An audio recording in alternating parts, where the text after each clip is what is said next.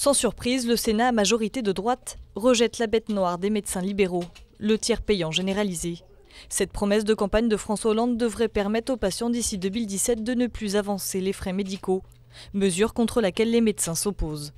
Si vous ne payez pas quand vous allez à Carrefour faire vos courses, vous êtes content. Les médecins sont beaucoup moins contents. D'abord parce que ça va leur donner une surcharge administrative considérable. Chaque acte il faudra qu'ils vérifient qu'ils sont bien payés.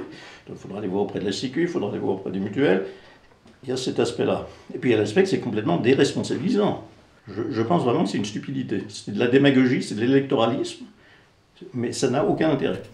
Un mouvement de contestation qui a fortement mobilisé ces derniers jours et qui ne semble pas près de s'essouffler. Si vous voulez faire bouger quelque chose pour l'évolution de la médecine, il faut vraiment avoir des actions qui bloquent le système.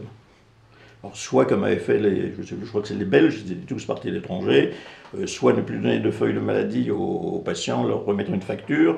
Je vous assure qu'en quelques jours, ça va bouger. Les professionnels de santé dénoncent les futures conditions d'exercice de la médecine et réclament le retrait pur et simple du projet de loi.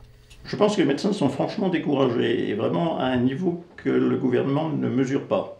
On a actuellement une ministre qui est totalement autiste, qui est dogmatique et qui n'est pas du tout à l'écoute des médecins. Les médecins ne sont pas avides d'argent, de gagner plus. Ils veulent vivre dans des conditions correctes, pouvoir travailler correctement, ne pas être obligés de faire des heures multiples. C'est tout ce qu'on demande, qu'on nous laisse travailler tranquillement. Actuellement, ce n'est plus le cas. Le texte doit à présent faire l'objet d'une commission mixte paritaire qui essaiera de dégager un compromis. En cas d'échec, ce qui est très probable, c'est l'Assemblée nationale majoritaire à gauche qui aura le dernier mot et devrait rétablir le tiers payant généralisé.